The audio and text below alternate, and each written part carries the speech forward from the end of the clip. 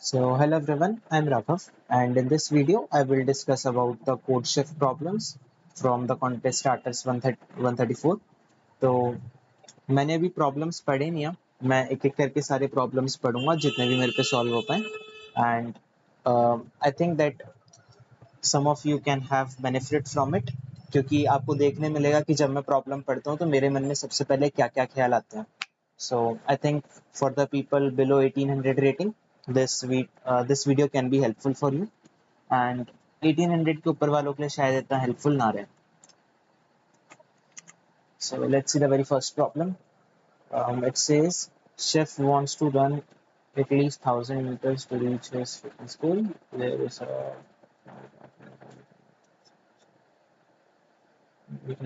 running around the park loop.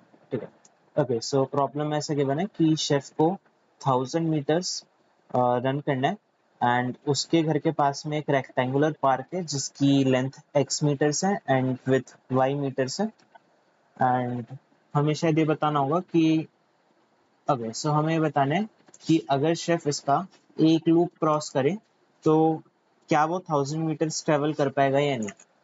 And we know कि अगर आपके पास में एक रेक्टेंगल है जिसकी लेंथ लेट्स से l है और उसकी विड्थ w है let's say, then in that case इसका perimeter l plus w plus l plus w, और you can just say it as 2 into l plus w इतना होगा.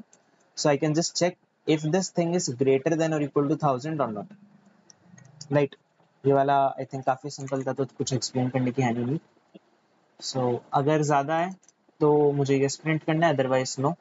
सो आई कैन जस्ट चेक कि अगर मेरा x प्लस वाई 500 के equal है या नहीं. Let me right. ओके, मैं ऐसे करता हूँ, VS कोड पे लिखता हूँ इंट x का मगा है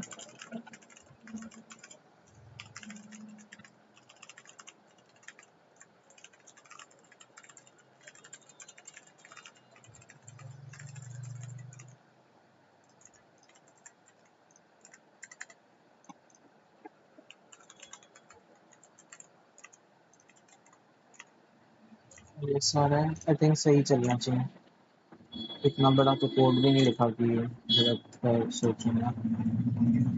अगला देखता हूँ, money double. It work. Second problem, money double. It says chef bank gives me unique offer. एक सेकंड, हाँ आई थिंक अभी क्लियर दिख रहा होगा सबको. फुल स्क्रीन कर देते हैं. At the end of each year, they offer chef either at 1000 rupees to his bank or double the amount stored in the bank account. Initially X rupees in bank account, what is the maximum amount chef can accumulate after 5 years? Okay. So X is कि chef के पास initially X rupees है इसके bank में and हर साल chef को दो offer मिलेंगे. या तो वो X को X प्लस 1000 में कन्वर्ट कर सकता है या फिर वो 2 into X में कन्वर्ट कर सकता है. एंड शेफ का गोल है कि y ईयर्स के बाद शेफ के पास मैक्सिमम कितने पैसे हो सकते हैं. So he wants to maximise the amount, है ना, मैक्सिमाइज करना. So as long as my x is less than 1000, like as long भी क्या, अगर मेरे पास इनिशियल वैल्यू x की 1000 से छोटी है, लेट्स से अगर x की वैल्यू 1000 से छोटी है तो you know that x plus 1000 would be greater then 2 into x. अगर x की वैल्यू 1000 से बड़ी है तो उस केस में ये वाली वैल्यू ज़्यादा बड़ी आ रही होगी 2 into x से. सो पहले साल का तो मैं खुद से भी कैलकुलेट कर सकता हूँ एंड उसके बाद तो मुझे पता ही है कि x की वैल्यू 1000 से बड़ी रहने वाली है. सो उस केस में मैं हमेशा ये ऑपरेशन लगा रहूँगा. सो यू नो कि फर्स्ट ईयर में तुम या तो ये वाला ऑपरेशन लगाओगे या फिर ये वाला. उसके बाद के जो भी y-1 ईयर्स है उसमें आप बस x की वैल्यू को डबल करते जाओगे. एंड एक और ख्याल जो मेरे मन में आ रहा है वो ये है कि लाइक अगर मेरा आंसर x की पावर y टाइप जा रहा हो, कुछ नहीं x की पावर y नहीं, x था एंड बार बार डबल हो रहा है y टाइम्स, तो x into 2 raise the power y. अगर इस तरह की कुछ चीज़ जा रही है तो y कोई बहुत बड़ा नंबर नहीं होना चाहिए. y should be small, may be like 30, and actually 30 से भी छोटा ही होना चाहिए क्योंकि सेकंड प्रॉब्लम है. मे बी लाइक 10 ऐसा कुछ नंबर हो। या n की x की वैल्यू 10 है। So for the first operation I can just calculate in this वे, मैं चेक कर सकता हूँ। और उसके बाद में भी चाहो तो एक जेनेरिक कोड ही लिख सकते हैं, लाइक से इजी प्रॉब्लम है तो मैं जेनेरिक कोड लिख लेता हूँ। जेनेरिक नहीं मतलब ब्रूट फोर्स टाइप, वैसे थोड़ा सा ऑप्टिमाइज कर सकते हैं हल्का फुल्का। टी टेस्ट केसेस,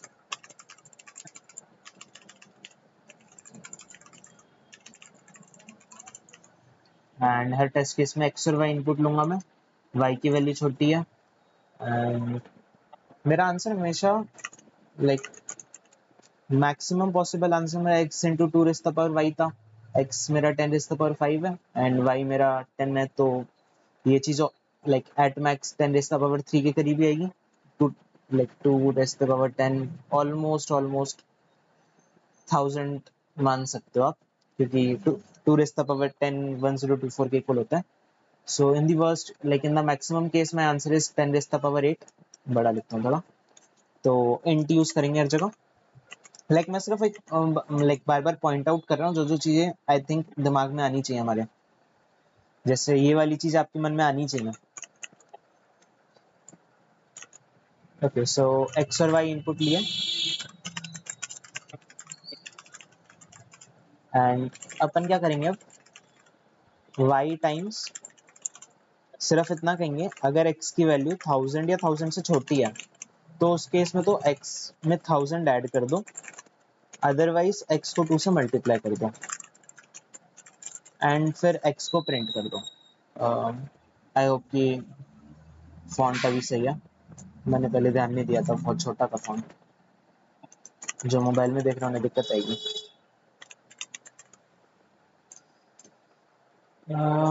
8202, ठीक है, आंसर सही आ रहा है। बाय द वे ये वाली जो लाइन लगा रखी है सिर्फ कोड के अंदर इनपुट और आउटपुट को थोड़ा सा फास्ट करने के लिए होती है। इन केस अगर किसी को नहीं पता और कंफ्यूजन हो रही है तो अभी के लिए इस पे इतना फोकस मत करो, मेन लॉजिक बस लॉजिक पे देखो। ओके, सो सही चल रहा है, अगला प्रॉब्लम देखते हैं। Rock, paper, scissors.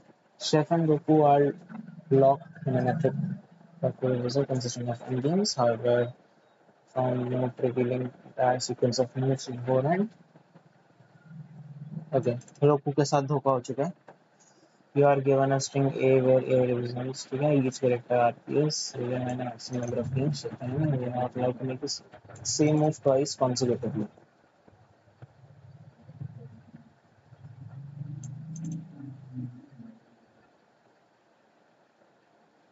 Okay, so आप एक मूव को 2 बार नहीं चल सकते हो एंड आपको ये बात जाननी है कि आप मैक्सिमम कितने गेम्स जीत सकते हो।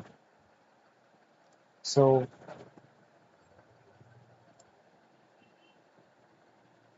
मेरे को अभी फिलहाल इंट्यूशन ऐसा आ रहा है प्रॉब्लम पढ़ के, अगर मेरे पास में लाइक कुछ भी नंबर है R R P S S R P जो भी हो, सो मैं इधर नहीं जीत सकता जब लगातार 2 बार सेम लाइक रॉक रॉक आ जाए, फिर पेपर पेपर या सिजर सिजर कुछ भी अगर लगातार आ जाए तो मैं उधर कोई गेम नहीं जीत पाऊंगा वो वाला।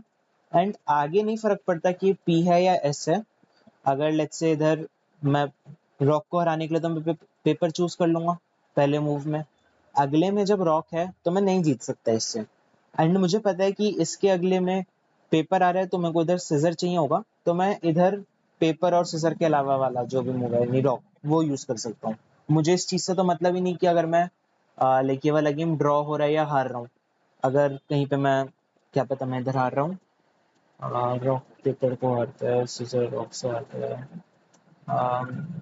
मे बी अगर इधर पेपर होता तो उस केस में मुझे पता था कि मुझे इधर आर चाहिए होगा या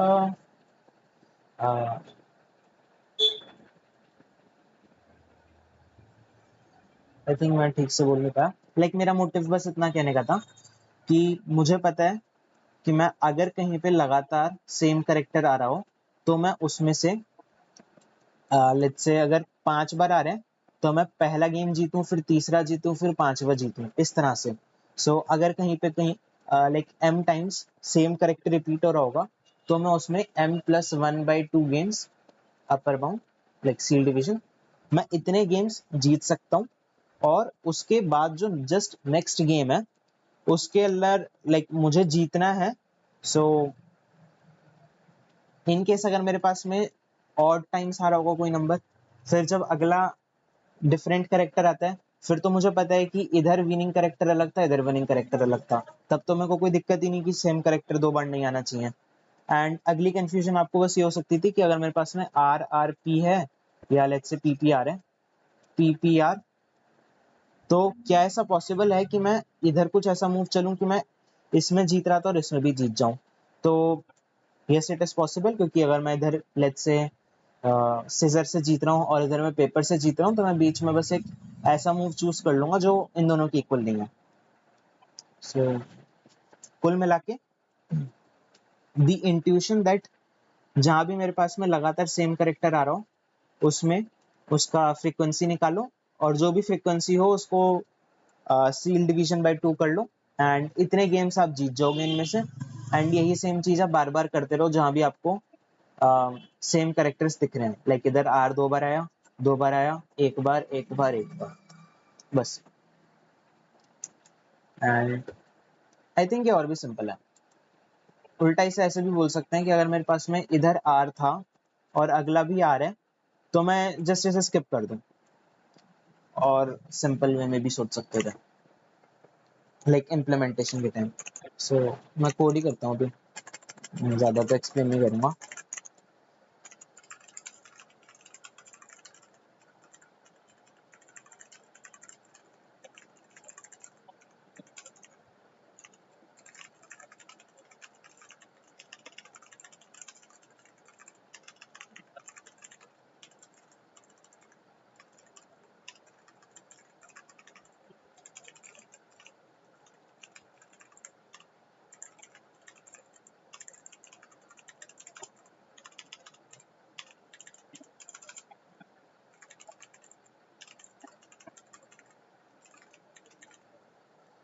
Okay, so j minus I by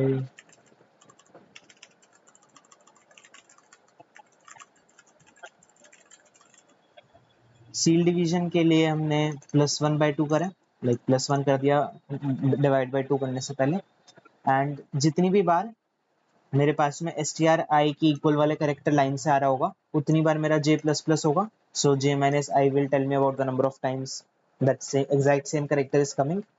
and जो भी जहाँ पे भी जाके मेरी लूप टूटेगी, ये वाली अंदर वाली वाइल लूप टूटेगी, लेट्स से इनिशियली मेरा आई इधर था, सो जे इंक्रीमेंट होके इधर जाके रुकेगा, क्योंकि इन दो जगह पे तो प्लस प्लस हो गया।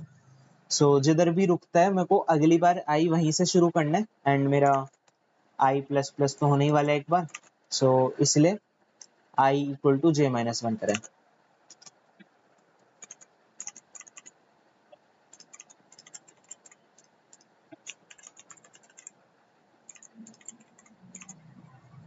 412, ओके, इतना अगला देखते हैं।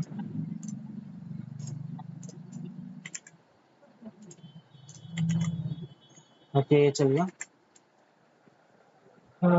The origin of a positive integer is determined by iteratively summing up its digits until only one single digit remains. Okay. For instance, to compute the origin of 129, the sum of digits is this. Okay, तो हमारे पास में जो भी number होगा उसकी सारी digits का सम करो। जो भी नंबर आता है, अगर वो सिंगल डिजिट नंबर है फिर तो अलग बात है, अगर सिंगल डिजिट नहीं है तो यही सेम प्रोसेस करते जाओ। एंड इवेंचुअली 129 के लिए 3 पे आके रुक रहे हैं। सो 3 is the origin for this positive number 129, and हमें एक इंटीजर n गिवन होगा, and we have to calculate the sum of origin values of every integer from 1 to n. Okay, so इसमें मेरे को इंट्यूशन ऐसा आ रहा है, लाइक अगर मेरे पास में कोई भी इंटीजर n है, मैं देखो मुझे एक चीज तो है 1 से लेके n तक के सारे नंबर्स के लिए चीज कैलकुलेट करके उनका सम करना होगा, है ना? लेट्स अगर मैं कहूँ f of one is the number, let's अगर एफ ऑफ एक फंक्शन डिफाइन कर रहा हूँ मैं, f of n is denoting the origin of n, so मुझे सिर्फ एफ ऑफ आई का सम लेना है फ्रॉम वन टू एन, है ना, मुझे ये चीज करनी है। सो अगर ये n बहुत बड़ा नंबर नहीं है तो मैं इंडिविजुअली 1 से n तक जा सकता हूँ, मोस्ट प्रोबेबली छोटा ही होगा, नहीं बड़ा नंबर है, ओके। लेट्स से अगर छोटा होता, लेट्स से अगर n की value less then,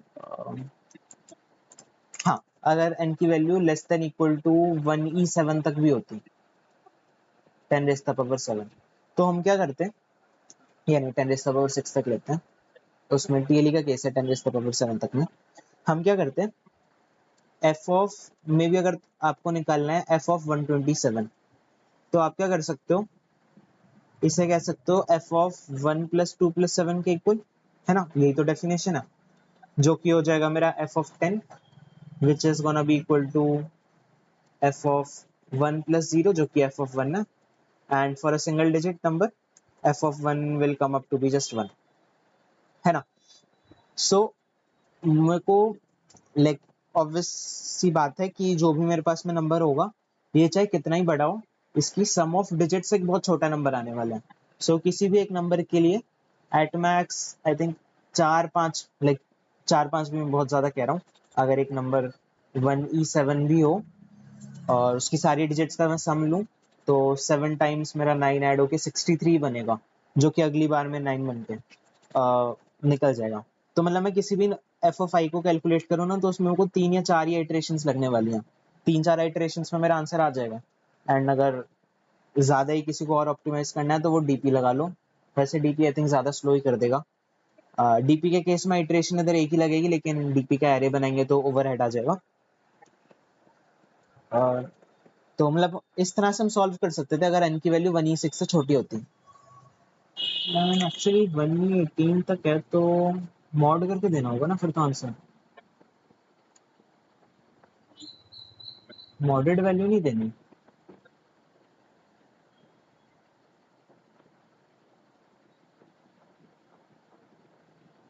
okay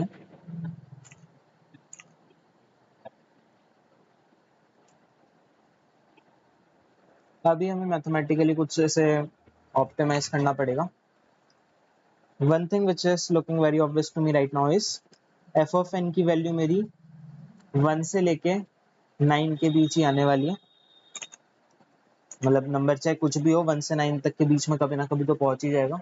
so मेरी वैल्यू यही रहेगी, और एन की वैल्यू 1e18 भी होगी अगर किसी केस में, एक्चुअली वर्स्ट केस हमेशा n इक्वल टू 1e18 वाला ही आएगा। सो इस केस में भी 9e18 जाएगी वर्स्ट केस में, जो कि हम एक अनसेंड इंट के अंदर स्टोर कर सकते हैं। एंड प्रोबेबली प्रॉब्लम सेटर्स ने इसमें वेरीफाई किया होगा कि long long, sorry unsent int नहीं, अनसेंड लॉन्ग लॉन्ग, बाकी प्रॉब्लम सेटर्स ने प्रोबेबली चेक किया होगा कि लॉन्ग लॉन्ग के अंदर ही निपट जाती होगी वैल्यू, अगर ना निपट रही होती तो वो n को 1e7 या 1e17 या कुछ छोटा वैल्यू रखते हैं। ओके सो देखो हम इसे ब्रूट फोर्स से सॉल्व नहीं कर सकते, सो प्रोबेबली कुछ पैटर्न लग रहा होगा। लेट्स ट्राई, 1 के लिए 1 एंड सो ऑन टिल 9 के लिए 9 आएगा आंसर, फिर जब 10 की बारी आएगी तो आंसर 1 आ रहा होगा, 11 पे 2 एंड सो ऑन टिल 18 तक की 9 आ गया, फिर 19 पे 1 आ रहा है, 20 पे 2 आ रहा है। ओके सो पैटर्न तो बन रहा है, पैटर्न फिलहाल तो बनता दिख रहा है। अगर मैं लाइक अभी जो पैटर्न दिख रहा है इस हिसाब से तो यह है कि मेरा 1 से 9 तक में पहले नॉन नेचुरल नंबर्स में मेरा सबका सेम ही था, 1 से 9 तक ही था नंबर्स, फिर मेरे पास में 10 से 18 तक के नंबर्स के ओरिजिन्स मेरे 1 से 9 आ रहे थे, एक एक इंक्रीज कर रहा है हर बार, फिर मेरे 19 से अभी आई थिंक 27 तक में 9 ही जाएगा, एंड फिर 28 28 पे 1, 29 पे 2, लाइक 28 पे 1, 29 पे 2 एंड 30 पे 3। सो इस हिसाब से अगर मेरे पास में एक इंटीजर n है, उसके अंदर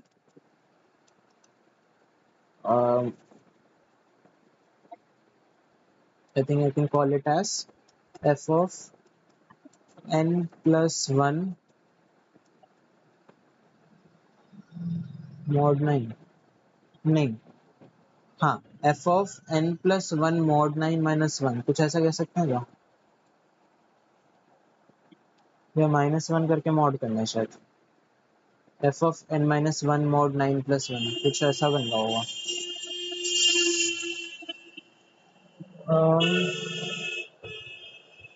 या यही लग रहा है, लाइक 9 के केस में मैं इससे कहता हूँ 8 mod 9 plus 1, जो कि मेरा 9 आ गया, एंड 10 के केस में मैं कहता हूँ 9 mod 9 plus 1, जो कि मेरा 1 आएगा।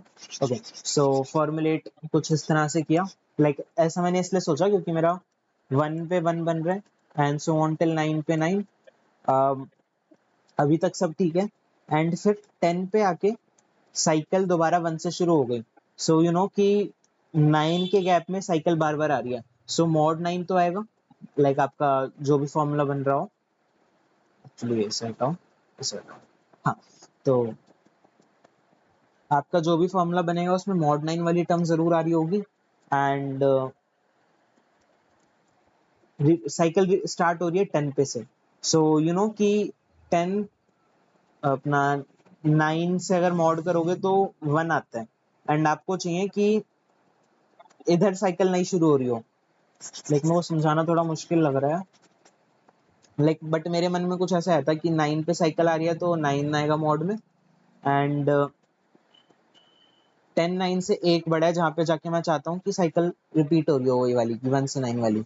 सो n माइनस 1 मॉड 9, इस केस में साइकिल रिपीट होगी, आपका 1 पे 0 आएगा, फिर 2 पे 1 आएगा एंड सो ऑन टिल 9 पे 8 आएगा, फिर 10 पे जाके 0 आ जाएगा, है ना, साइकिल रिपीट हो रही है एंड सबकी वैल्यूज 1 1 छोटी आ रही है, तो मैंने 1 1 ऐड कर दिया, इस तरह से मामला आया मेरा। ओके, तो अगली ऑब्जर्वेशन, लाइक जो वैसे फॉर्मूला बनाने की जरूरत थी नहीं, बस इतना ऑब्जर्वेशन चाहिए था कि पहले 9 नेचुरल नंबर्स में, for the first 9 natural numbers 1 से लेके 9 तक सारे आ गए फर्स्ट 9 में, फिर अगले 9 में सारे आ रहे हैं। सो जो भी n की वैल्यू होगी, n बाय 9 पेयर्स बन रहे होंगे नॉन इंटीजर्स के, है ना, सो n बाय 9 पेयर्स बनेंगे 1 से n तक के सारे एलिमेंट्स के, एंड फिर आप कह दो n mod equal to 9, can I say this? I think I can say, हाँ, ओके, सो n में से 9 मॉड कर दोगे, और जो भी अब नेचुरल नंबर्स अब बच रहे हैं, जैसे लेट्स से अगर n की वैल्यू होती 12, आपने कहा कि n बाय 9 यानी 12 बाय 9 यानी 1 आ रहा है, सो एक पेयर होगा आपका 1 से 9 तक का, और उसके बाद में 3 एलिमेंट्स बच रहे होंगे आपके, 10 11 12, जो कि आप n mod 9 करके निकाल सकते हो, जितने आपके पास लास्ट में एलिमेंट्स बच रहे होंगे, जो पूरा पेयर नहीं बना पा रहे 9 एलिमेंट्स वाला, उनके अंदर यू नो कि 1 से लेके n mod 9, आपको ये सम और ऐड करना है। सो 1 से 9 तक का तो मैन्युअली निकाल सकते हैं, सम जो आता है 45 आएगा आई थिंक, है ना। सो मैं क्या कह सकता हूँ, मैं कह सकता हूँ n by 9 into 45, n by 9 floor division into 45 plus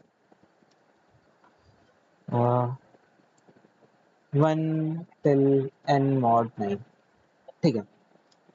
हमारे पास में सिर्फ एक ये फॉर्मूला बन रहा है जो गो ऑफ 1 में निकाल देगा हर एक टेस्ट केस के लिए। कोड करते हैं, आप चाहो तो एक बार इसे टेस्ट केसेस पे भी कंफर्म कर सकते हो, मेरे को ऐसी पूरी फीलिंग है कि ये सही होना चाहिए, तो इसलिए मैं पहले सीधा कोड कर रहा हूँ। n की वैल्यू बहुत बड़ी है इसलिए लॉन्ग लॉन्ग लिया and long long answer equal to 0, not 0 but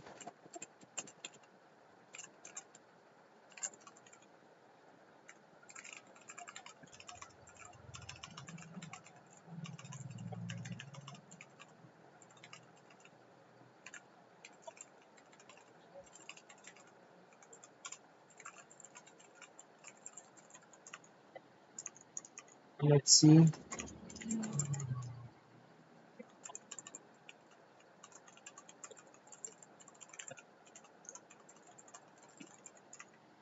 Okay, looks like सही चल रहा है। जिन भी प्रॉब्लम्स में ओवरफ्लो का चांस होता है एक बार फिर से कोड पढ़ लेना चाहिए। एक n के केस में ओवरफ्लो का चांस था, एक आंसर में i के केस में ओवरफ्लो का चांस नहीं होगा। So okay export, let's submit and अगला देखते हैं। ओके चल गया। ओके सो इधर लाइक पहले 4 प्रॉब्लम्स में बहुत सारे सबमिशंस हैं, चौथे के बाद पांचवे में थोड़ा सा गैप आया, मतलब ठीक ठाक गैप आया थोड़ा सा भी।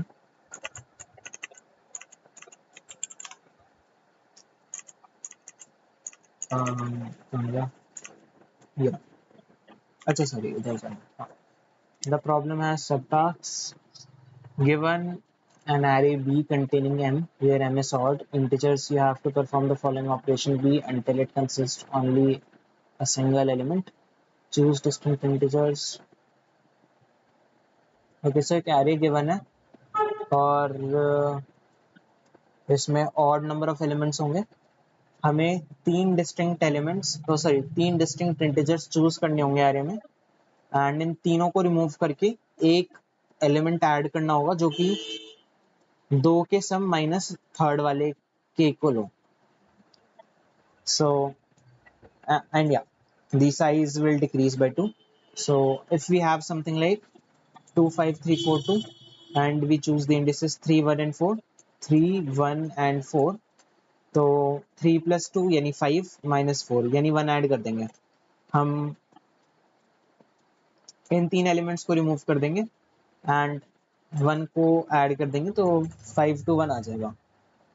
Okay, your aim is to maximise the value of the final element. Let this maximum value be f b. ठीक है, you are being given an array A of length n and q queries on it. In the ith query, you are given an integer ki which is guaranteed to be odd. Compute the value of f1 till k. ठीक है, okay so मेरे को एक चीज और देखनी है।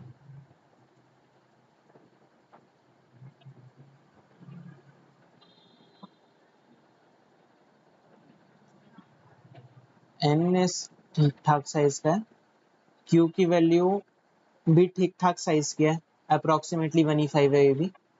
And array में एलिमेंट्स कुछ भी हो सकते हैं, लाइक लॉन्ग लॉन्ग वगैरह इस्तेमाल करने पड़ेंगे इधर, काफ़ी बड़े हो सकते हैं वैल्यूज। एंड k की वैल्यू 1 से n के बीच होगी एंड k की वैल्यू ऑड होगी। ठीक है, एंड सब टास्क 1 के अंदर है कंस्ट्रेंट q की वैल्यू 1 से 5 के बीच है। सो हम हर एक क्वेरी को अलग अलग सॉल्व करेंगे पहले उसमें, लाइक सब टास्क 1 प्रोबेबली यही है। मेरे को अभी फील ये आ रहा है कि जो n साइज है सब टास्क 1 के अंदर होगा कि मैं हर एक क्वेरी को big of big of n या big of n log n कुछ इस तरह के टाइम में सॉल्व करूं। एंड जो सब टास्क 2 होगा लाइक मेरे को एक एक करके सारे प्रीफिक्सेस ही चेक करने हैं ना। सो हो सकता है कि बेस्ट पॉसिबल आंसर हो मैं सारी की सारी पहले प्रीफिक्सेस के लिए आंसर्स प्री कंप्यूट कर लूं एंड हर एक क्वेरी को बिग ऑफ 1 में सॉल्व करूं, लाइक ये था q इनटू वाला। सो एक तो हो सकता है कि मैं हर एक क्वेरी के लिए बिग ऑफ 1 में सॉल्व कर रहा हूँ और कुछ प्री कंप्यूटेशन कर रहा हूँ मैंने, जो कि बिग ऑफ n या square root n log n ऐसा कुछ भी हो सकता है। और दूसरी चीज है कि मैं कुछ प्री कंप्यूटेशन करूं फिर हर एक क्वेरी को बिग ऑफ log n में सॉल्व करूं।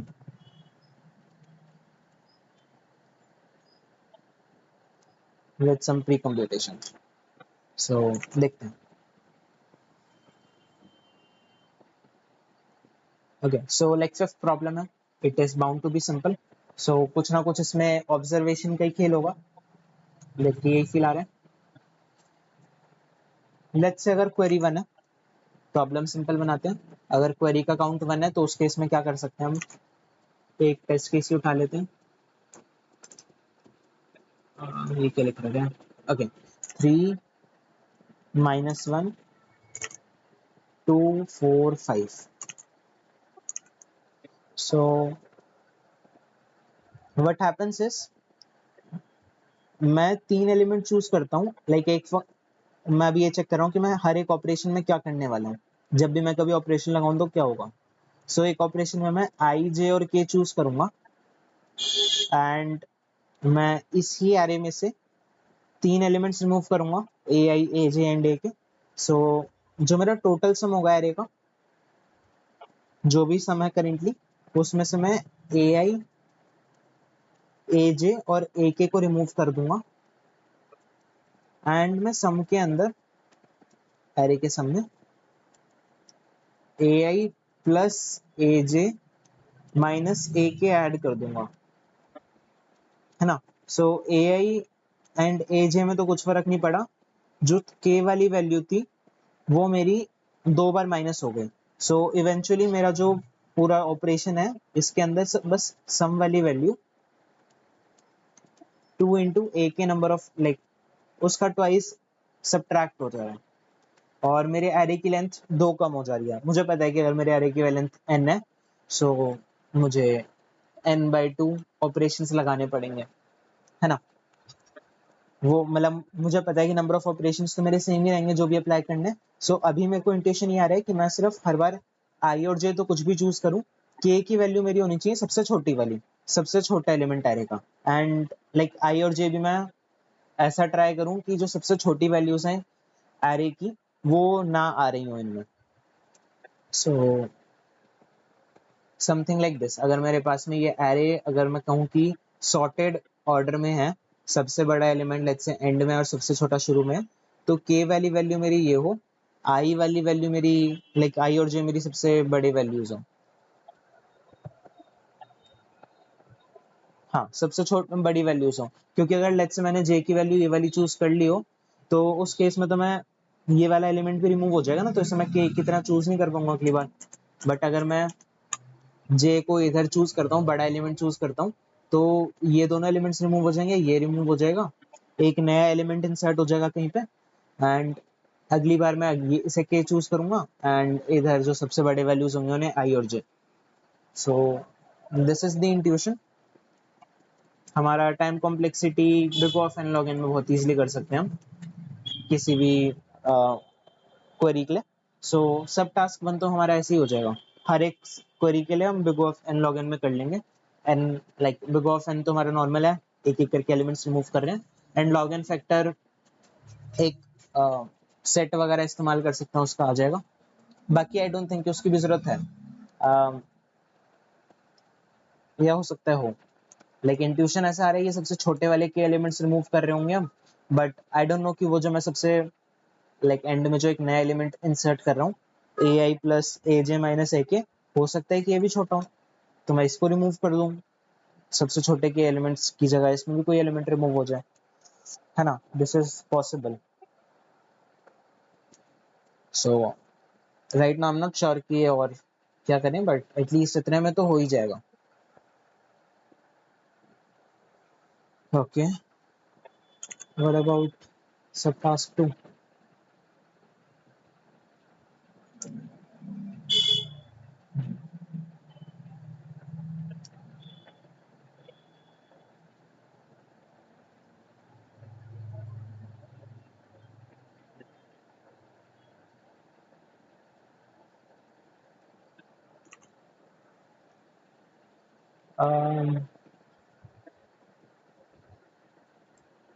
मेरे पास में एक एरे गिवन है,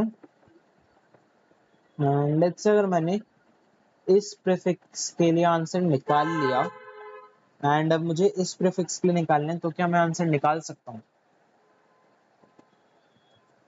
एक एग्जांपल ही ले लेते हैं, 3 - 1 2। अगर मेरे को 3 - 1 2 के लिए आंसर पता है, पहले तो ये देखो ना, अगर ये वाला जो एक डाउट है कि मैं जब दो एलिमेंट्स का सम माइनस थर्ड एलिमेंट को इंसर्ट करता हूँ, can this value be small? No no no, this is bound to be big, this is bound to be big. Like a i अपने आप में बड़ा है, ए आई के अंदर मैंने क्या किया, ए जे माइनस ए के को ऐड किया ना, ऐसा कह सकता हूँ मैं। एंड आई नो कि ए जे की वैल्यू मेरी ए के से बड़ी होने वाली है, सो जो भी मैं नई चीज ऐड करूंगा ये तो मेरी हमेशा बड़ी रहेगी। सो सबसे छोटे के एलिमेंट्स रिमूव होने वाले हैं अरे में। अब अगला डाउट ये है, क्या गारंटी है कि इसी में बेस्ट आंसर आएगा? क्या ऐसा पॉसिबल है कि मैं एजे की कोई और वैल्यू चूज करूं? मैं ना, एजे मेरे को हमेशा ए के से बड़ा ही रखना है, मेरा ऐसी एजम्पशन मैंने शुरू में ली थी and I am pretty sure कि वो चीज वर्क करनी चाहिए। सो अगर एजे हमेशा ए के से बड़ा ही होना है, if a j should always be greater than a k, तो ए आई से तो बड़ा ही आएगा नया एलिमेंट। सो नया एलिमेंट हमेशा बड़ी साइड में ही रहेगा, कभी छोटे एलिमेंट्स में होगा ही नहीं।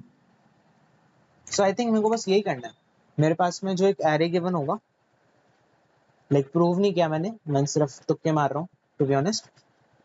क्या मतलब हमेशा यही करते हैं, तुक्के ही मारता हूँ हमेशा। सो अगर मेरे पास में एलिमेंट्स ऐसे हैं 1 2 3 4 5 6 7, मैं कहता हूँ आई में हमेशा सबसे बड़ा एलिमेंट ही चूज करूंगा, इसकी वैल्यू चेंज होती रहेगी हमेशा। लाइक दो आई में इधर चूज कर लिया, जे मैंने ये वाला चूज कर लिया एंड के मैंने ऐसा चूज कर लिया। ऑब्वियसली आप आई और जे को आपस में इंटर लाइक रिप्लेस भी कर सकते हो आपस में। सो पहले ऑपरेशन के बाद क्या होगा, ये वाला एलिमेंट रिमूव हो जाएगा, ये वाला रिमूव हो जाएगा एंड ये वाले की वैल्यू चेंज हो जाएगी, बट ये एलिमेंट रहेगा, कुछ ना कुछ और एलिमेंट आ जाएगा क्योंकि मैं एक इंसर्ट भी कर रहा हूँ। अब अगली बार में के ये वाला, जे ये वाला, के ये वाला, जे ये वाला, है ना? I can just do it in this way. So शुरू से लेके इधर तक के जो सबसे छोटे के एलिमेंट्स हैं, एरे के सबसे छोटे के एलिमेंट्स का सम, बस मुझे इतना निकालना है और मुझे कहना है सम में से माइनस कर दो एरे के सबसे छोटे के एलिमेंट्स का सम। अब ये है अगर मैं पूरा एरे ले रहा होता, अगर मेरी के की वैल्यू एन के इक्वल होती, बट फॉर एनी आर्बिट्रेरी के मेरे को क्या करना होगा, मैं सम तो निकाल ही सकता हूँ शुरू के एलिमेंट्स का। लेट्स से अगर ये चीज रिप्रेजेंट कर रही है कि मैं sum of all the elements from 0 to k-1 index, मुझे इसमें से माइनस करना होगा sum of k smallest elements, which I think I can do very easily with a prefix. Oh sorry, like segment tree से तो बहुत easily हो जाएगा। एंड अगर मैं कॉन्टेस्ट के टाइम कर रहा होता तो मैं प्रोबेबली सेगमेंट ट्री सीधा इम्प्लीमेंट ही करने बैठ जाता, मतलब कॉपी पेस्ट एंड कोड। बाकी अभी कॉन्टेस्ट नहीं चल रहा तो let's see if I can do it in a better way. See नहीं, ऑर्डर्ड सेट माइट वर्क। और हाँ एक और वे है, लाइक मैं उससे कोड नहीं करूंगा, बट एक और चीज हम कर सकते हैं। आपने अगर इस एरे के अंदर लाइक शुरू में तो एरे अनसॉर्टेड है, अनसॉर्टेड ही रहेगा ऑब्वियसली। सो अगर आपने इस प्रीफिक्स के लिए आंसर कैलकुलेट कर लिया, let's say k equal to 5 के लिए कैलकुलेट कर लिया आंसर, एंड अब आपको k इक्वल टू 7 के लिए आंसर निकालना है। हम अभी शुरू वाला मेथड लगा रहे हैं, मैंने कहा था ना कि सब टास्क 2 देख के मेरे को मन में दो मेथड आए थे कि या तो मैं कुछ कुछ प्री कंप्यूटेशन हो लाइक ओ ऑफ एन, कुछ भी हो सकती है, बस टाइम कॉम्प्लेक्सिटी के अंदर आ जाए, कुछ प्री कंप्यूटेशन ऐसी करूं कि मैं हर एक प्रीफिक्स के लिए आंसर ऑलरेडी कैलकुलेट करके बैठ जाऊं, फिर हर एक क्वेरी में बिग ऑफ 1 में सॉल्व कर सकता हूं। या फिर मैं कुछ ऐसा प्री कंप्यूटेशन करूं जैसे हम सेगमेंटरीज वगैरह बना लेते हैं, कुछ और दिमाग लगाऊं, जिसके बाद में हर एक क्वेरी को कुछ big of log n time या फिर maybe square root n time कुछ इस वे में सॉल्व कर पा रहा हूँ. सो अभी what come like what I am trying right now is कि मैं ये वाले वे में ट्राई करूँ. मैं कुछ हर एक प्रीफिक्स के लिए ऑलरेडी कैलकुलेट कर लूँ आंसर. सो अगर मेरे को हर एक प्रीफिक्स के लिए कैलकुलेट करना है तो ऑब्वियस सी बात है कि मैं एक लाइक के इक्वल टू 5 वाले प्रीफिक्स के लिए भी मैंने आंसर कैलकुलेट किया होगा और के इक्वल टू 7 के लिए भी किया होगा. अब हर एक प्रीफिक्स के लिए इंडिविजुअली आंसर कैलकुलेट करने की जगह मैं ट्राई करता हूँ कि मैं अगर मुझे इस वाले का आंसर पता है, मैं 2 एलिमेंट इंसर्ट कर रहा हूँ एंड उसके बाद मेरे को पता चल जाए इस वाले का answer. So let's say I know about the sum of two smallest elements in range 0 to 5, sorry 0 to 4. Let's say पहले चार एलिमेंट पहले 5 एलिमेंट्स तो इंडेक्सेस उनके 0 से 4 होंगे, उनका मेरे को सम पता है. एंड अब मैं चाहता हूँ लाइक 2 की जगह पे 3 आ जाए एंड 4 की जगह पे 6 आ जाए, यानी अगले दो एलिमेंट्स के बाद मैं स्मॉलेस्ट 3 एलिमेंट्स का सम चाहता हूँ निकालना.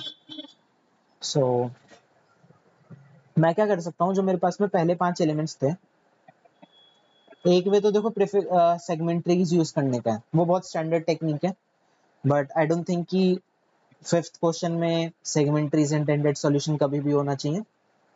सो I am just trying to tell you about a simpler way. शायद और भी सिंपल वे होना चाहिए इसका इंटेंडेड में. तो मैं क्या कर सकता हूँ, दो सेट्स मेंटेन कर सकता हूँ. लाइक के इक्वल टू 5 के लिए दो सेट्स हो मेरे पे, एक ग्रेटर एलिमेंट्स का हो. लेट्स से इसके अंदर मैंने बड़े वाले k/2 सील इतने एलिमेंट्स डाल दिए और इस वाले में मैंने छोटे वाले एलिमेंट्स डाल दिए, स्मॉलर वाले. लेट्स से मैंने इसमें स्मॉलर k/2 इतने एलिमेंट्स डाल दिए. एंड अब मैं क्या करता हूँ, मैं दो एलिमेंट्स नए डाल रहा हूँ एंड मैं उनको इस वे में डालूं कि लाइक मैं सीधा ग्रेटर में डाल देता हूँ. मैं कुछ नहीं सोचता, मैं सीधा दोनों एलिमेंट्स ग्रेटर में डाल देता हूँ. एंड मैंने दोनों सेट्स मेंटेन कर रखे हैं स्मॉलर ग्रेटर के. एंड अब मैं बस चेक कर सकता हूँ कि यार स्मॉलर की जो सबसे बड़ा एलिमेंट है वो ग्रेटर के सबसे छोटे एलिमेंट से छोटा होना चाहिए. इन केस अगर ये वाला फॉर्मूला ना हो, लाइक ये वाली चीज वैलिड ना हो, लाइक जो स्मॉल वाला सब एरे है, सॉरी स्मॉलर वाला जो सेट है, उसके लार्जेस्ट एलिमेंट की value greatest like greater elements के स्मॉलेस्ट से छोटी होनी चाहिए या बराबर हो. इन केस ऐसा नहीं है तो इसकी सबसे बड़ी वैल्यू इधर डाल दो और इसकी सबसे छोटी वैल्यू इधर डाल दो एंड बस यही चीज चेक करते रहो. एंड दो एलिमेंट्स इंसर्ट करें, एट मोस्ट दो ही बार ये चीज ऊपर नीचे होगी एंड इवेंचुअली मेरे पास में इसमें छोटे एलिमेंट्स होंगे, इसमें बड़े एलिमेंट्स होंगे. एंड जब भी मैं एलिमेंट निकाल रहा हूँ कोई, मैं एक सम वेरिएबल मेंटेन कर सकता हूँ, उसमें से मैं सब्ट्रैक्ट कर दूंगा वैल्यू और इधर मैं ऐड कर दूंगा जब भी मैं एलिमेंट इंसर्ट कर रहा हूँ. और मैं टोटल सम भी मेंटेन कर सकता हूँ शुरू के एलिमेंट्स का, total sum of the first k elements. So my answer for this particular prefix, like the new prefix, will be equal to total sum minus the sum of elements in the smaller wala set. I think it makes some sense. Like मेरे को तो समझ आ गया. एक बार फिर भी एक recap दे रहा हूँ just in case किसने या वैसे ओके एक recap दे ही देता हूँ. मेरे मन में क्या है, मैं एक एक करके हर एक प्रीफिक्स के लिए आंसर कैलकुलेट करूंगा. For calculating the answer for this prefix, like मैं कैलकुलेट करके ना एक आंसर के नाम से वेरिएबल में स्टोर ही कर दूंगा सीधा जो भी आंसर आया. फिर हर एक क्वेरी के लिए मेरे को बस के इनपुट लेना होगा और आंसर के प्रिंट करना होगा. अब मुझे जब इस क्वेरी का लाइक इस प्रीफिक्स का आंसर निकालना है, मैं कहता हूँ अगर मेरे पास में लाइक ये चीज तो हमने समझ ही ली थी कि अगर मेरे पास में के एलिमेंट्स हैं और के की वैल्यू ऑड है, सो छोटे वाले k/2 फ्लोर इतने एलिमेंट्स के सम लाइक इतने एलिमेंट्स का जो सम है वो दो बार माइनस होगा. हाँ तो इधर दो आएगा -2 into सम यार. So total sum minus k by 2 elements के टोटल सम, ऐसा ही कुछ करने वाले हैं।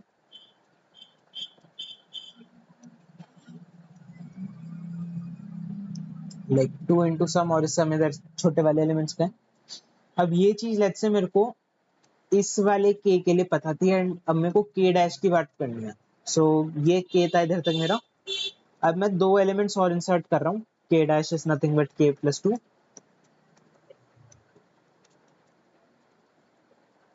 सो इस केस में मैं क्या करूंगा, ये काफी स्टैंडर्ड प्रॉब्लम है, let me just open it.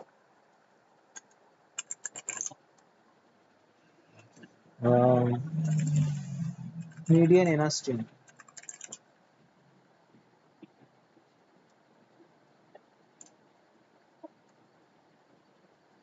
हाँ, तो जिनको भी नहीं पता वो ना ये वाला प्रॉब्लम सर्च करना और ये वाला प्रॉब्लम ट्राई करके देख लेना। बस हम यही वाली चीज लगाने वाले हैं। लाइक उस प्रॉब्लम में आप सीख जाओगे, हम बस वही चीज करने वाले हैं। हम मीडियन मेंटेन करके रखेंगे, दो एलिमेंट्स इंसर्ट किए, इनको मैंने ऐसे ही डाल दिया एंड उसके बाद मैंने बैलेंस कर लिया, मेरा मीडियन कहीं और आ जाएगा। एंड इससे छोटे वाले सारे एलिमेंट्स का मैं जो भी मैं सेट्स में से एलिमेंट्स डालता हूँ निकालता हूँ, मैं उनका सब मेंटेन करके रख लूंगा पूरे टाइम। सो कुछ खास दिक्कत नहीं है। दिक्कत इसमें आती है इम्प्लीमेंटेशन में, क्योंकि इसमें बहुत सारा रिपीटेटिव कोड होता है। तो या तो रिपीटेटिव कोड लिख लो, कॉन्टेस्ट के टाइम पे लिख लोगे सीधा, कोई दिक्कत नहीं पालोगे। और अगर क्लीन वे में लिखना चाह रहे हो तो थोड़ी सी दिक्कत आएगी। एंड मेरा मन वैसे है इसमें, लाइक कॉन्टेस्ट के टाइम पे मैं इस वे में सॉल्व बिल्कुल नहीं करता, मैं सीधा सेगमेंट्री स्पैम मारता। मैं एक सेगमेंट्री मेंटेन करता जिसमें मैं क्या करता हूँ, लाइक ये मेरा नॉर्मल एरे है एंड ये मेरा सेगमेंट ट्री है। ऑब्वियसली सेगमेंट ट्री कुछ ऐसा दिख रहा होगा, बट उसको भी छोड़ो, अभी सिर्फ लीफ नोड्स देखो सेगमेंट ट्री की। इनिशियली मैं लीफ नोड्स को सबको जीरो इनिशियलाइज करके चलूंगा, या नहीं मैं एक्सप्लेन नहीं कर रहा, सीधे सीधे बताता हूँ। Segment trees plus coordinate compression.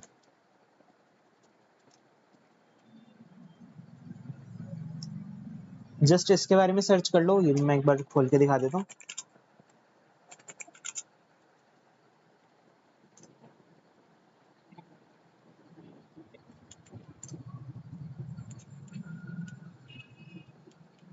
Yes yes yes.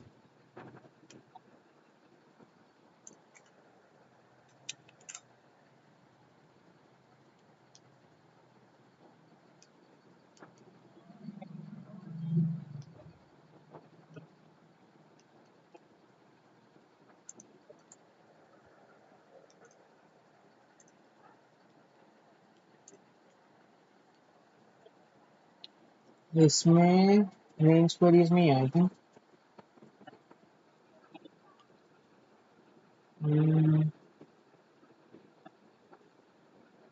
Wrong गया।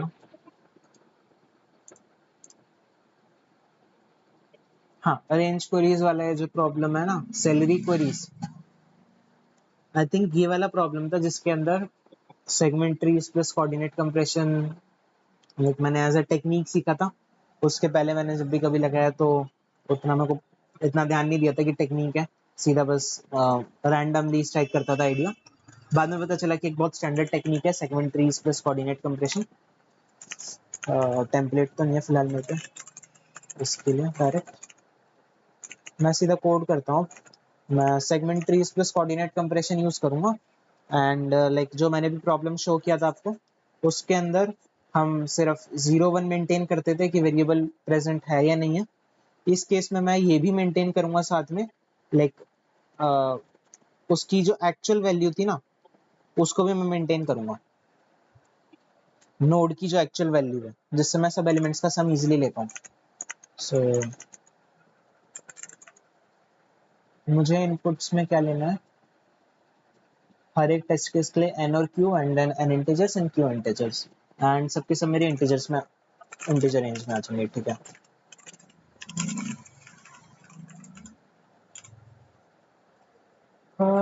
Vector of in let's say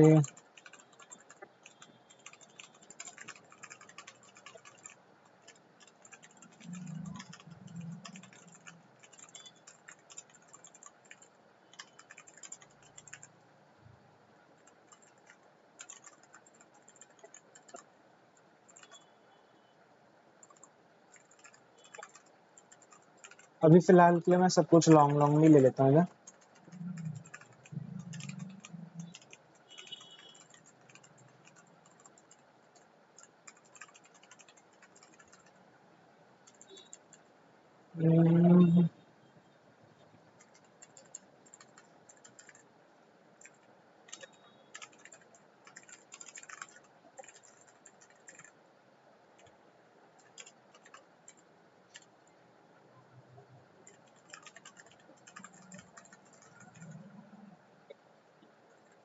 या सही।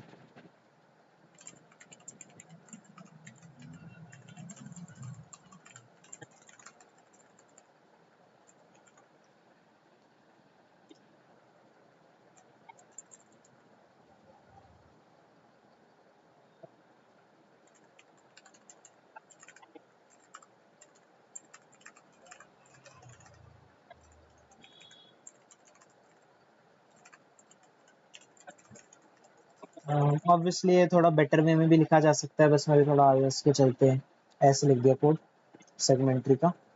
सो हर एक एरे के लिए मैं एक सेगमेंट ट्री मेंटेन करूंगा, segment tree S G. N elements हैं, सब कुछ इनिशियली 0 है। एंड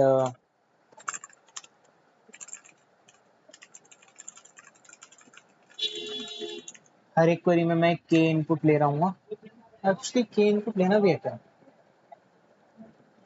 नहीं, सॉरी, प्री कंप्यूटेशन करना है ना तो पहले। सो हमें एक चाहिए होगा vector of int answer for n. N odd है। I hope they have great n n constraints. Okay, n odd होना जरूरी नहीं है, बट के ऑड रहेगा हमेशा। ठीक है। सो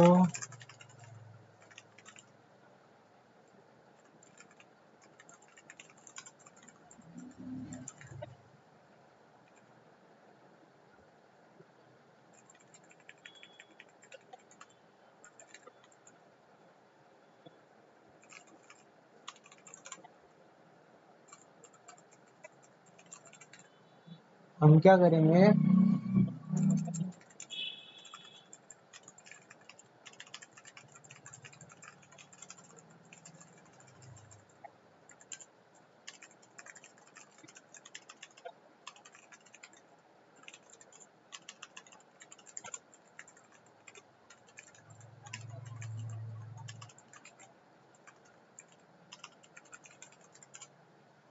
at this point I feel कि मैं थोड़ा ज्यादा ही कर गया हूँ। लाइक नॉर्मल मेथड से भी कर सकते थे, वो भी लगभग इतना टाइम लेता।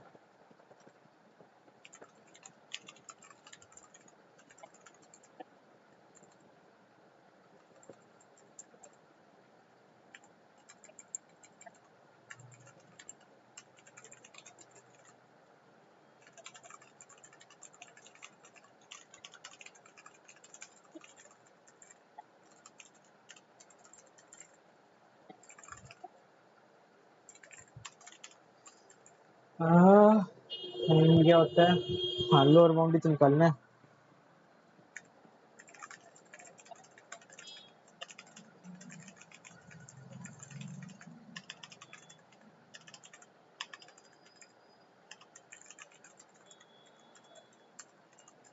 Lower bound of b dot begin b dot end, ठीक है, एंड वैल्यू एक्स मेरी। ओप्स।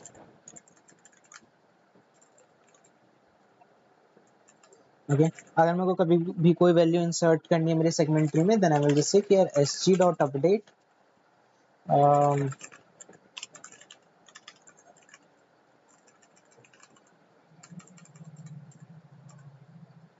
वेट, डुप्लीकेट्स हो सकते हैं ना अरे में।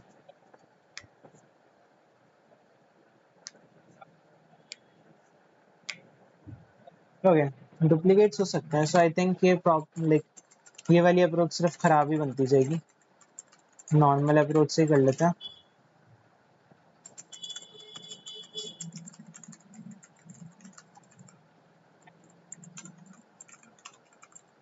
बस इसीलिए मेरी रेटिंग नहीं बढ़ती। मैं पहले आधा कोड लिखता हूँ फिर काट देता हूँ। लो हाई दो इंटीजर्स मेंटेन करूंगा मैं, एंड इंटीजर्स का एस्पेक्ट बना लेते हैं।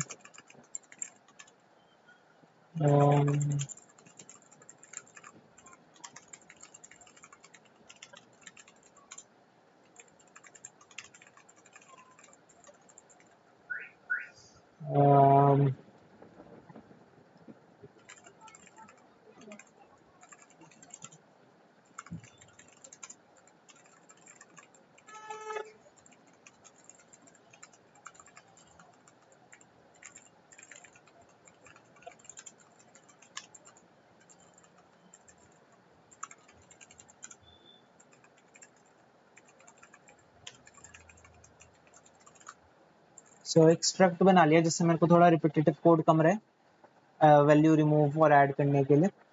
सो मैं क्या कर सकता हूँ, दो सेट्स बना लेता हूँ, लो एंड हाई, थोड़ा बढ़िया दिखे उसके लिए। चलो ओके,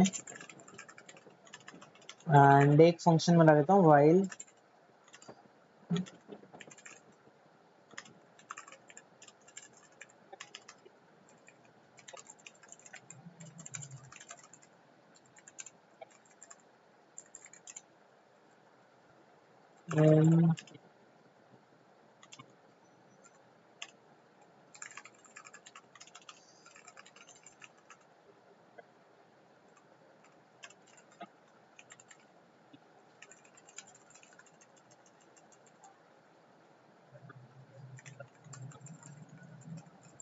ओके। सो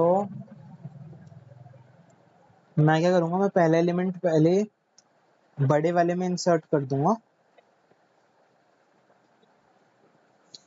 जो भी सबसे पहला एलिमेंट है वो तो मेरा हमेशा ही आएगा सब में, चाहे कुछ भी हो आगे, तो उसको मुझे इंसर्ट तो तब भी करना पड़ेगा ना। सो मैं ऐसा करता हूँ, answer equal like when i is equal to 0, उसके लिए मैं आंसर को इनिशियलाइज कर लेता हूँ खुद से मैन्युअली, और उसके बाद के जितने भी एलिमेंट्स होंगे उनके लिए मैं कैलकुलेट करता रहूंगा। So I will have vector of int answer, actually long long जाएगा, and answer of 0 is equal to the smallest value, and high dot insert a0। ठीक है, ये बैलेंस वाला फंक्शन क्या करेगा, जब भी मैं देख ही मैं क्या करूंगा, हर आई के लिए रैंडमली ऐसी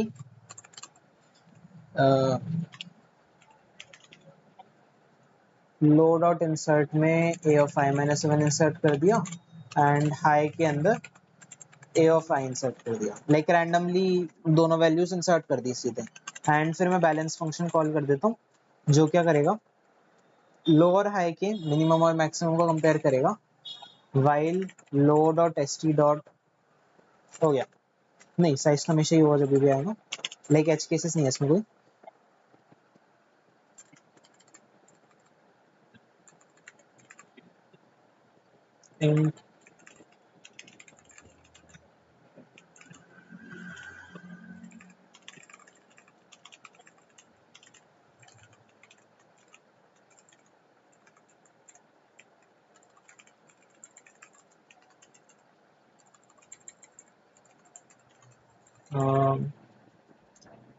चलिए तो होगा। सो मैंने इधर बस दो फंक्शंस बना लिए, स्मॉलेस्ट और लार्जेस्ट, जिससे मेरा कोड थोड़ा इधर क्लीन रहे। सो मैं क्या कहूँगा, मैं कहता हूँ लो डॉट बिगेस्ट, मेरा जब तक हाई डॉट स्मॉलेस्ट से बड़ा है तब तक क्या करो,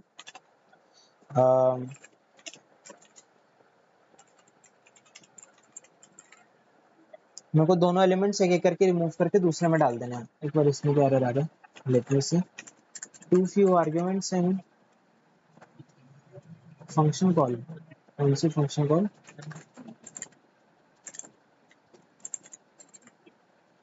Oh, sorry, it should not have anything. Okay, well, so मुझे क्या करना है, मुझे लो का बिगेस्ट डिलीट करके हाई में डालना है और हाई का स्मॉलेस्ट डिलीट करके लो में डालना है। अगेन थोड़ा सा रिपीटेटिव कोड हो रहा है, but I think 6-7 like 3-4 line का कोड है, 2 बार आएगा तो कोई खास दिक्कत नहीं है, इसलिए मैं अब नहीं बचा रहा कुछ। सिंपल कहूँगा लो डॉट बिगेस्ट को लो डॉट इरेज एक्स कर दो। वीएस कोड ने क्या मेरे कमेंट किया? अच्छा, रिमूव है। And hi dot insert x, फिर मैं ऐसा करता हूँ y equal to hi dot smallest, so hi dot remove y and lo dot insert y। कुछ इस तरह का कोड लिखा है, आई थिंक वर्क करना चाहिए। So one more thing which I can do is just keep track of the total sum so far.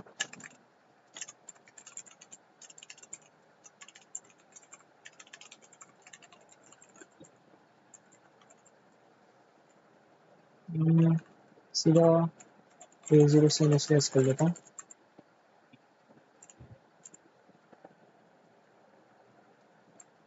ठीक है, so total sum would be incremented by ai minus plus by 1 and ai। ठीक है, and अब मेरे पास में answer of i will become equal to total sum minus lo dot sum, actually 2 into lo dot sum. okay, and now for each and every query I just have to take k as input and see out answer of k minus 1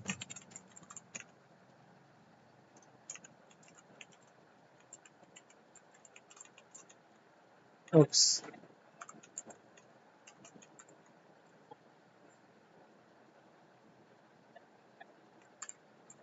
6311 okay, working very well।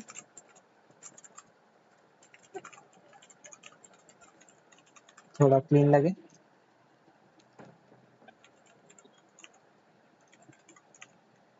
Okay, again हमारे पास overflows का chance है, so we should check कि कहीं पे कुछ overflows तो नहीं आएंगे। सेट के अंदर हमेशा मैं एलिमेंट्स डालूंगा एरे वाले, जो कि मेरी इंटीजर रेंज के अंदर ही रहने वाले हैं। सो सेट इंट में काफ़ी सही है, एंड सम लॉन्ग लॉन्ग में रहना चाहिए क्योंकि ज़्यादा हो सकता है बड़ा। Int remove and biggest and smallest भी मेरे हमेशा इंट में ही रहेंगे, और आंसर मेरा लॉन्ग लॉन्ग में होना चाहिए, बिल्कुल सही। टोटल सम को मेरा लॉन्ग लॉन्ग में होना चाहिए, ये भी सही है। एंड इधर मैंने इंट में डिफाइन किए हैं वैल्यूज, क्योंकि इंटीजर रेंज में रहने वाली हैं ये। और लो में से मैं लो में इंसर्ट किया, हाई में इंसर्ट किया, फिर बैलेंस किया, बैलेंस में लो में से एक्स हटा के वाई डाल दिया, एंड हाई में से एक्स डाला एंड वाई हटाया। ठीक है, और टोटल सम में मैंने से इंसर्ट किया। Okay, looks good to me, let's try. इसी वेट पे लाती हूँ। ठीक है, एक बार मैं टाइम देखता हूँ, अगर टाइम बचा है तो अगला भी ट्राई करते हैं, वरना अभी खत्म करते हैं। तो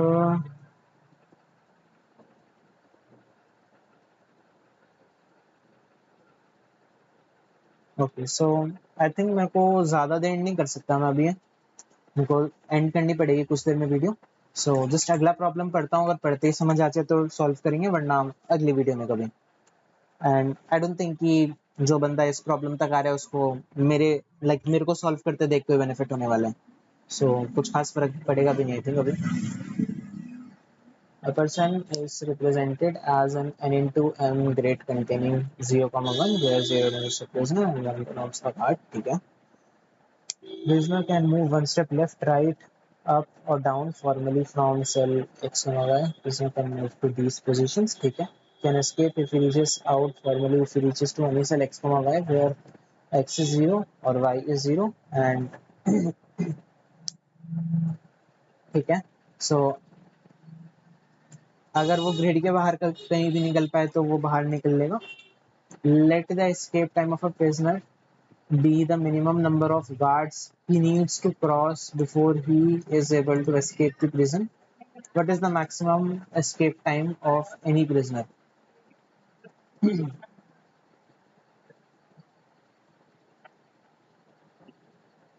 Okay, so प्रॉब्लम पढ़ के तुमको कुछ समझ नहीं आया. हम पे प्रिजनर्स 0 से डिनोटेड हैं, गार्ड्स 1 से डिनोटेड हैं. एंड अच्छा, एक प्रिजनर को बाहर जाने के लिए कितने गार्ड्स वाले सेल्स के थ्रू जाना पड़ेगा, वो मिनिमम कॉस्ट रहेगा. सो लाइक वो जो भी मिनिमम है वो उसका एस्केप टाइम होगा और मेरे को निकालने किसके लिए मैक्सिमम है. ठीक है. सो मेरे पास में एक ग्रिड गिवन है, n into m की like less than equal to 1e5 है. सो एट मोस्ट 1e5 सेल्स होंगे इसमें, प्रिजन में. ओके 3 5, हाँ 3 5 है. And for any cell let's say अगर एक सेल r कॉमा c की बात कर रहे हैं, then f of r comma c is equal to the escape time for this prisoner. ये चीज मैं इजीली निकाल सकता हूँ बिग ऑफ n टाइम में, लाइक नॉट n बट अगर मैं लेट्स से मैं एक वेरिएबल nm डिक्लेयर कर रहा हूँ अभी n into m के लिए, या सीधे सीधे n into m लिख लेते हैं. सो ये चीज मैं big of n into m में डिक्लेयर कर लाइक फाइंड कर सकता हूँ एक प्रिजनर के लिए. And big of n into m prisoners हैं, so big of n into m के स्क्वायर में मैं हर एक प्रिजनर के लिए कैलकुलेट करके जस्ट मैक्सिमम ले सकता हूँ, which is obviously not a good idea. Call आ रहा है गाइस, बाद में करते हैं.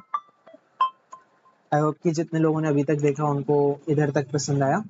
एंड ये मैं बाद में सॉल्व करता हूँ क्योंकि मेरे को नहीं पता इसमें मेरे को कितनी देर लग जाए, खासकर लाइक एक्सप्लेन करते टाइम मैं ठीक से सोच भी नहीं पाता. सो बहुत ज़्यादा भी टाइम लग सकता है मेरे को. So thank you everyone for watching till now.